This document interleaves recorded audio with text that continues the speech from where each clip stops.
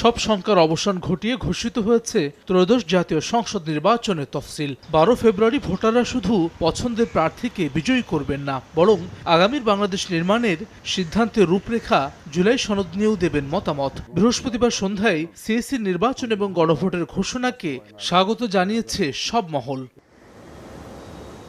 দেশের ইতিহাসে এবারই প্রথম সংসদ নির্বাচনের সঙ্গে হতে যাচ্ছে গণভোট। রাজনৈতিক দলগুলোর নানা মতের মধ্যেই এই সিদ্ধান্ত নিয়েছে ইসি। নির্বাচন বিশ্লেষক জেসমিন টুলির মতে, সিইসির ভাষণে গণভোট সম্পর্কিত আলোচনা কম ছিল, ফলে একই দিনে দুই নির্বাচনের ঘোষণা সর্বসাধারণের কাছে প্রতিষ্ঠিত নাও হতে পারে।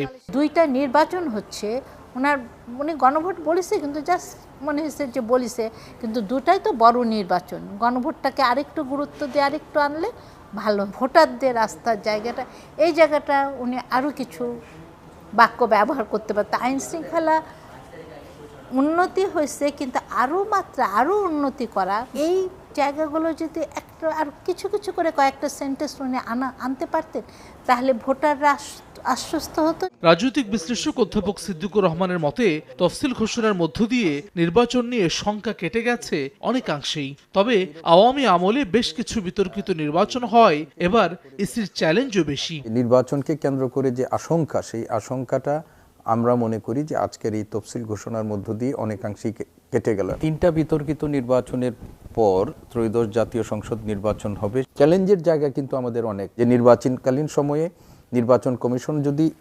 সত্যিকার অর্থে সদিচ্ছা থাকে, তাদের সহযোগিতায় যে চ্যালেঞ্জগুলো আছে সেই চ্যালেঞ্জগুলো মোকাবেলা করে একটা গ্রহণযোগ্য নির্বাচন করা সম্ভব। লেভেল প্লেইং ফিল্ড নিশ্চিতে ইসিকে কঠোর হওয়ার পরামর্শ নির্বাচন বিশ্লেষক জেসমিন টুলির। তবে শুধু নির্বাচন কমিশন বা সরকার নয়, সুষ্ঠু নির্বাচন আয়োজনে প্রার্থী এবং রাজনৈতিক দলগুলোর ইতিবাচক ভূমিকার উপর জোর দিচ্ছেন অধ্যাপক সিদ্দিকুর রহমান। আইন ব্যত্যয় করলে যেমন হেভিওয়েটের জন্য যে ব্যবস্থা, বা যিনি হেভিওয়েট না তার জন্য সেই ব্যবস্থা, এটা টাইম টু টাইম আসলে কমিশন আইন শৃঙ্খলা বাহিনীর সাথে বসে এবং মাঠের সাথে খোঁজ নেয় কী বসতে, এই একটা প্ল্যানিং পরিকল্পনা করা। সরকারের দায়িত্ব ইলেকশন কমিশনের দায়িত্ব থেকে রাজনৈতিক দলগুলোর দায়িত্ব অনেকটাই বেশি হবে, কেননা মাঠ পর্যায়ে মানে ভোটারদের সাথে সরাসরি সংযোগটা তৈরি হবে কিন্তু এই মানে রাজনৈতিক দলগুলোর। ঘোষিত তফসিল অনুযায়ী সংসদ নির্বাচনে মনোনয়নপত্র জমা দেওয়া যাবে 12 থেকে 29 ডিসেম্বর পর্যন্ত।